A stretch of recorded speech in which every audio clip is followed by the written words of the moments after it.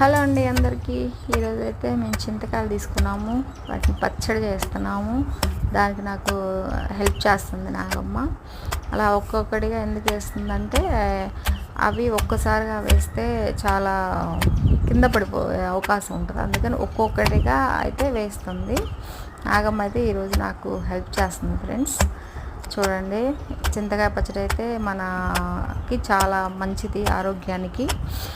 ఎందుకంటే ఏదైనా పథ్యమైనా సరే, ఏదైనా ఫీవర్ వచ్చినా సరే నోటికైతే చాలా రుచిగా అనిపిస్తుంది. మేమైతే కట్టు తీసుకున్నాము ఫ్రెండ్స్. అవైతే మేమైతే ఈరోజైతే పచ్చడి పెట్టేస్తున్నాము.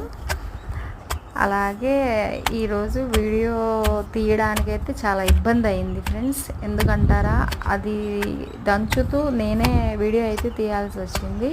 ఎందుకంటే మీకు చూపిద్దామని ఒక ఆలోచనతో, మీకు చూపిస్తే మాకు సాటిస్ఫాక్షన్ ఉంటుంది ఫ్రెండ్స్.